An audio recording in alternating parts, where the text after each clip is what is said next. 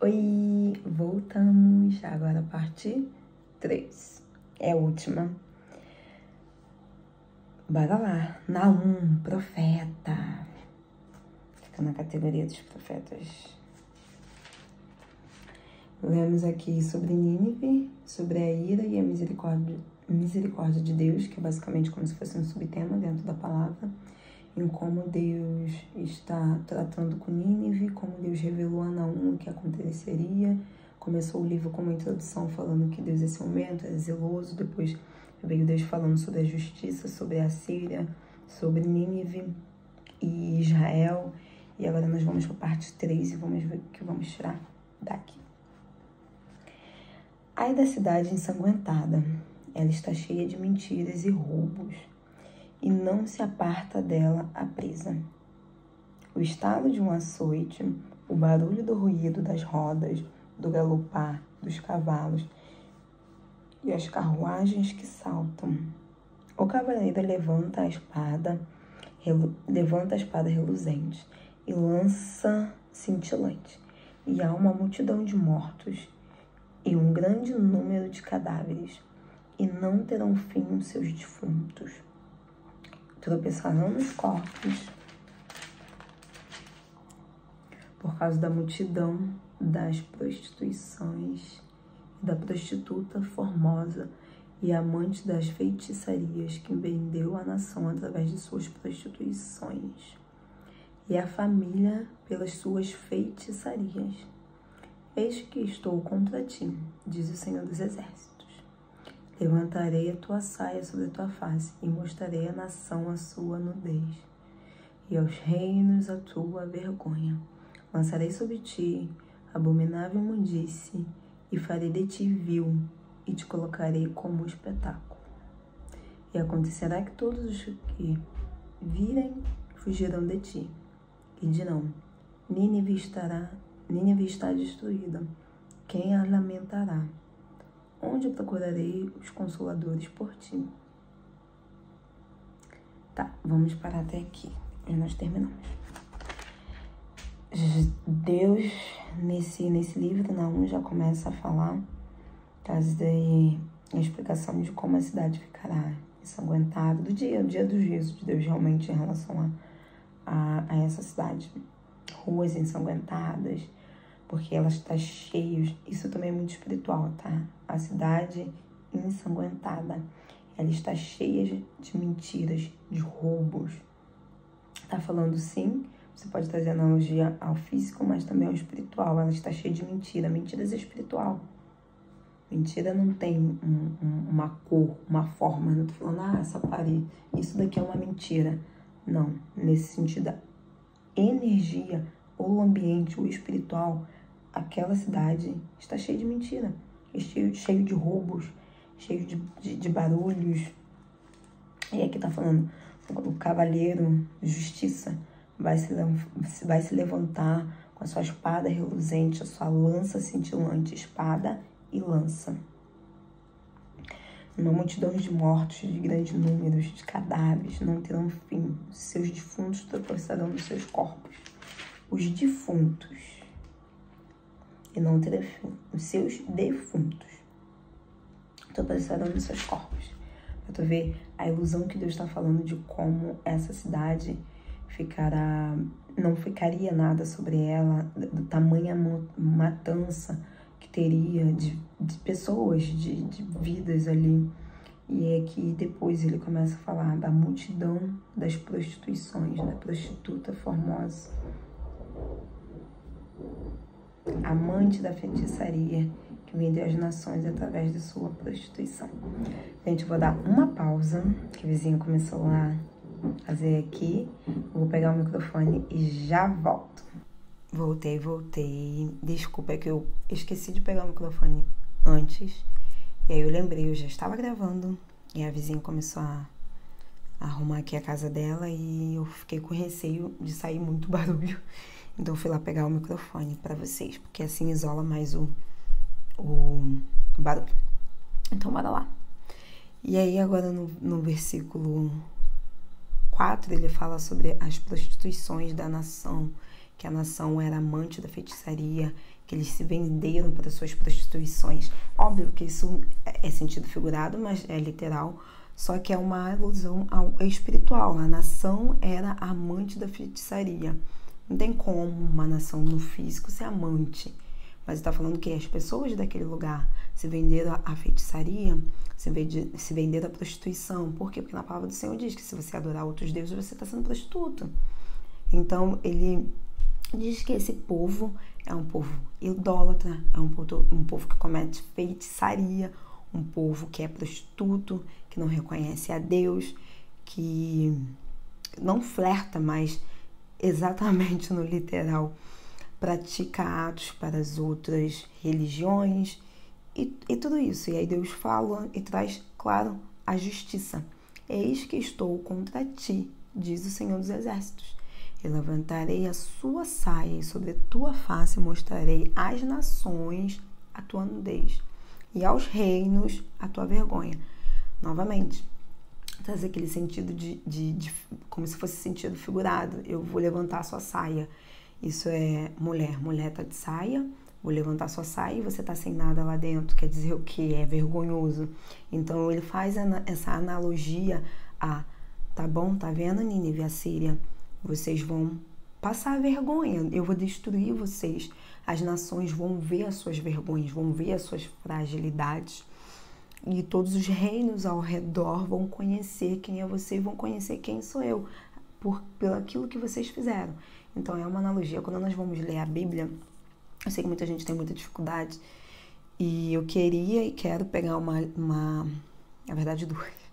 Quero pegar uma Bíblia com a tradução da linguagem de hoje, que eu acho que fica mais fácil para quem não entende.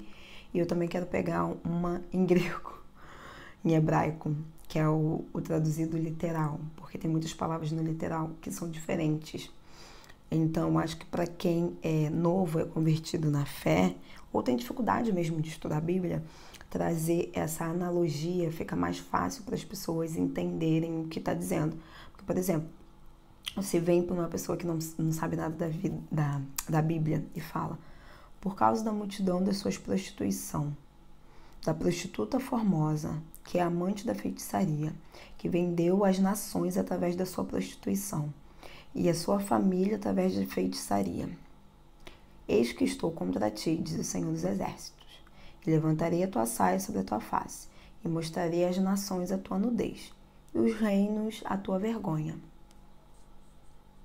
Para quem não entende da Bíblia ou não tem esse conhecimento um pouco mais básico, pessoas básicas, normal, que a maioria das pessoas, até porque eu não sou teóloga, tá, gente? Mas a linguagem da Bíblia, de algumas Bíblias, é difícil para nós entendermos. Então, trazer essa analogia, trazer uma versão de fala atualizada para a linguagem de hoje, faz com que as pessoas consigam perceber melhor o que está sendo dito na Bíblia. E eu gosto muito de fazer isso, eu gosto de ler e fazer relação com aquilo que nós conhecemos, porque fica mais fácil de nós conseguirmos identificar. E aí foi o que eu disse agora. Deus falou: eu estou contra ti, vou mostrar a tua nudez, vou mostrar a sua fraqueza, vou mostrar a sua intimidade, vou mostrar aquilo que era para estar guardado, porque no sentido de nudez, nesse caso aqui é vergonha, quando você está num ambiente. E aí, vamos supor, você está num ambiente com vestido, não deveria, mas até que se você tiver com vestido molinho e o vestido levanta e por exemplo, sei lá, a sua calcinha aparece, você fica com vergonha, porque você se sente constrangida, porque aquilo é a tua privacidade, e Deus quis dar a entender isso. Eu vou mostrar para vocês a sua nudez, a sua privacidade, aquilo que é teu, íntimo. E você vai passar vergonha perante os outros reinos, porque eu sou o Senhor dos Exércitos. E aí agora ele fala: e lançarei sobre ti abominável imundície, e farei de ti vil. Deixa eu ver a outra versão aqui. Lançarei sobre ti imundícias, e tratar-te-ei com desprezo, e porei por obstáculo. Tô forçando a vista porque a letrinha é pequenininha. Eu esqueci de pegar óculos. Pequenininho. Lançarei sobre ti imundícias, e tratar-te-ei com desprezo, e te porei por espetáculo. Pronto, essa versão aqui fica mais fácil de entender. Lançarei sobre ti imundícies, tratar-te-ei com desprezo e te porei por espetáculo. E acontecerá que todos os que te virem fugirão de ti e dirão: Nínive está destruída. Quem lamentará? Onde eu procurei o consoladores por ti. E tu, melhor do que Amon, que estava situada dentre os rios, que tinha água ao seu redor, tendo por esplanada o mar, ainda o mar por muralha. Deixa eu ler aqui a outra versão para ver se fica melhor o entendimento para vocês. És tu do que Amon, que estava situada entre o Nilo, os canais cercados de água, tendo por baluarte o mar, e ainda o mar por muralhas? Etíope, Egito eram suas forças, e está sem limite. Put e Líbia o seu socorro.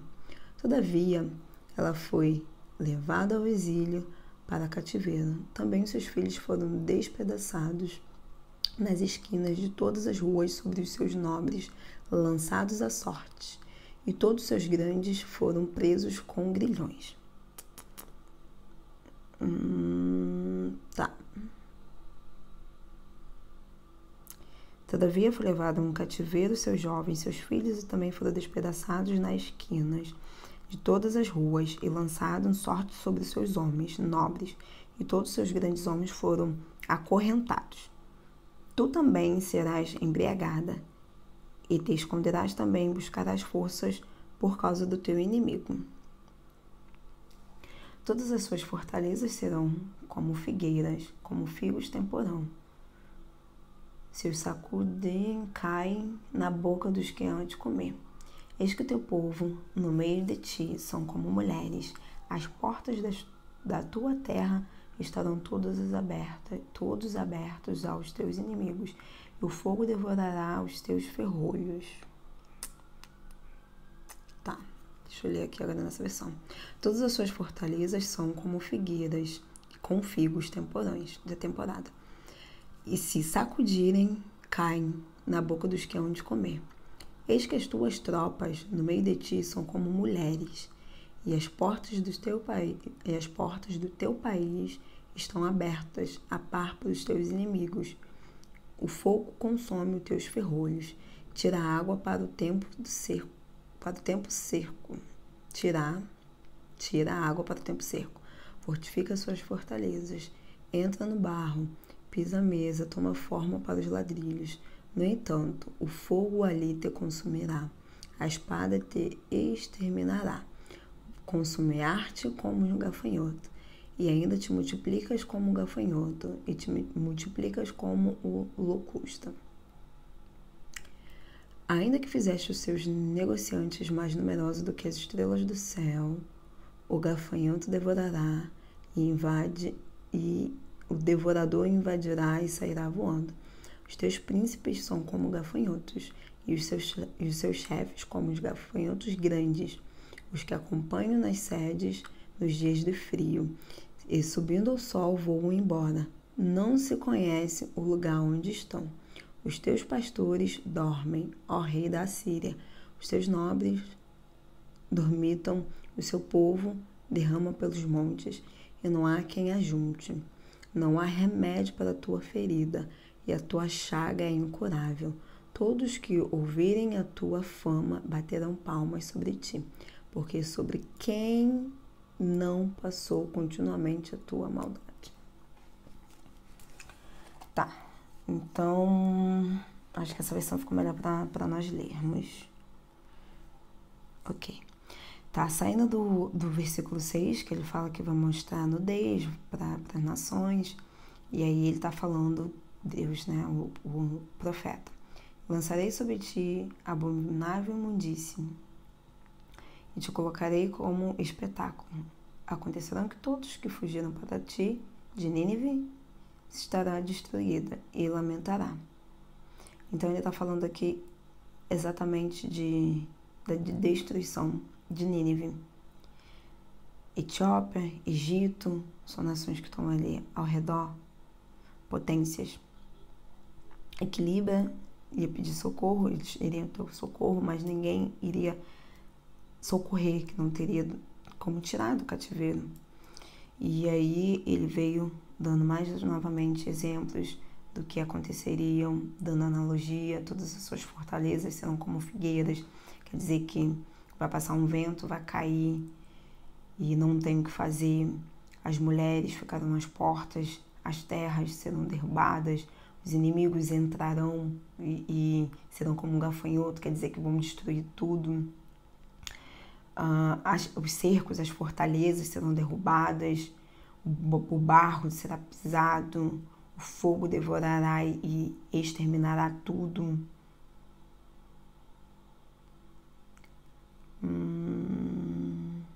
Multiplicaste os seus comerciantes como estrelas do céu, e eles voará para bem longe.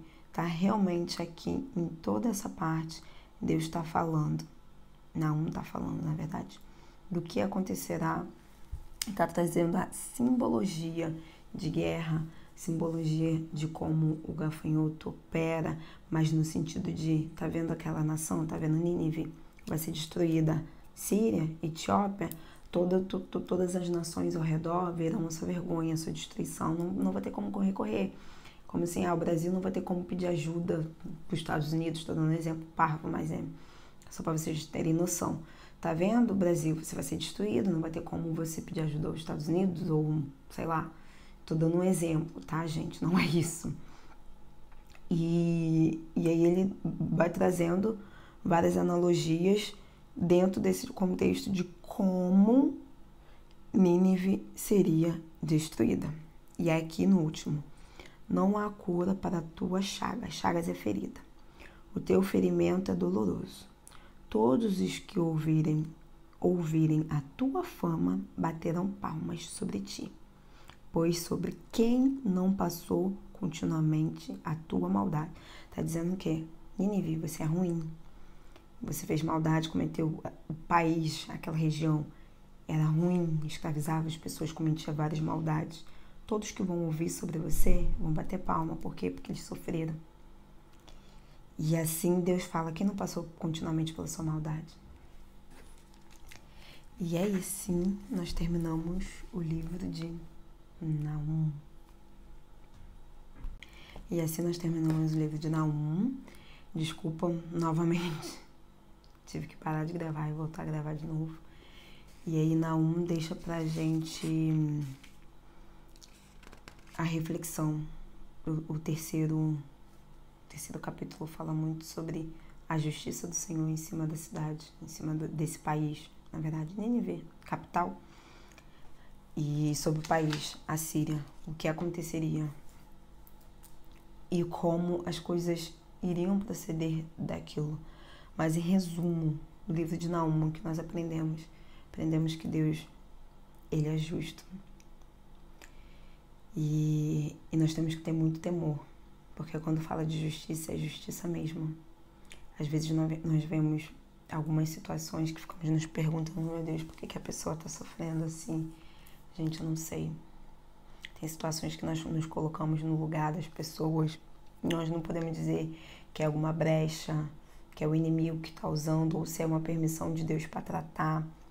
Aqui nesse caso, era Deus querendo tratar mesmo, destruir essa nação. Então nós temos que ter muito temor com a palavra de Deus, com os ensinamentos de Deus, com a justiça do Senhor, com aquilo que nós fazemos na nossa vida e fazemos pelos outros também, porque Deus é justo. Ele já começa falando que Ele é ciumento e vingador. Então Ele gosta, Ele ama o seu povo. Ele veio para ter intimidade com o seu povo. Mas Deus não divide a adoração. Uma nação idólatra, prostituta, que se vendeu e que era má contra o reino de Israel.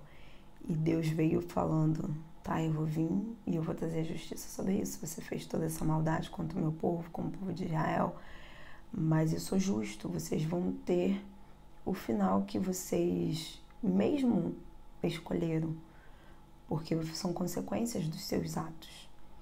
E os profetas, é muito interessante quando nós estudamos profetas. Os profetas nos dão um temor muito grande. Nós conseguimos ver a manifestação de Deus através da revelação entre os homens, da intimidade que ele tinha com os homens. E também nós vemos o zelo de Deus em dizer ao seu povo o que vai acontecer. E ao mesmo tempo nós vemos no Antigo Testamento como Deus era justo com as coisas que aconteciam perante a sua nação, mas justo em todos os aspectos, porque quando Israel cometia algum erro, eles pagavam. E não quer dizer que Deus está sendo vingativo, quer dizer que as pessoas têm escolhas, decisões, e elas decidem fazer aquilo que Deus falou que não era para fazer. Então, ao invés de obedecer, elas seguem um outro caminho. Por seguir outro caminho, gera consequências. E às vezes nós achamos que Deus está nos punindo. Às vezes sim, aqui realmente é a justiça de Deus, punição. Às vezes nós estamos colhendo frutos das nossas escolhas. E se nós tivermos más escolhas, nós estamos tendo o quê? Frutos, colheitas ruins.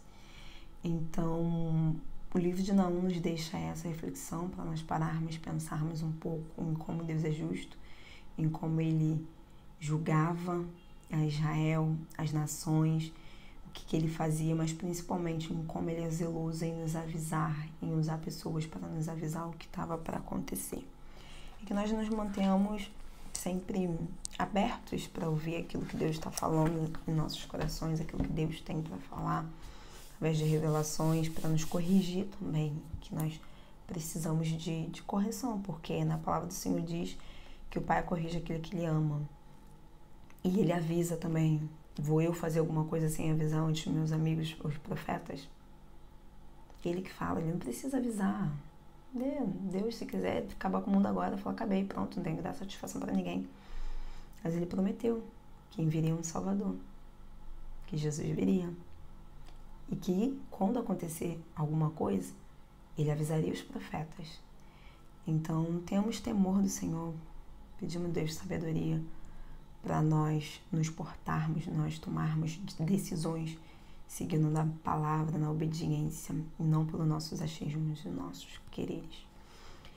E é isso, acabamos agora a leitura de Naum. Vou ver se eu vou trazer outra leitura, se sim, se não, quando. Se vocês gostaram, tiverem sugestões também, deixem aqui. E obrigada para vocês que viram. Desejo para vocês, em nome de Jesus, que Deus esteja com vocês, que vocês possam cada vez mais crescer em graça, em sabedoria, entendimento e revelação da palavra do Senhor, e que esse vídeo de alguma forma possa ter ajudado você. É isso, em nome de Jesus. Amém. Beijinhos e até a próxima.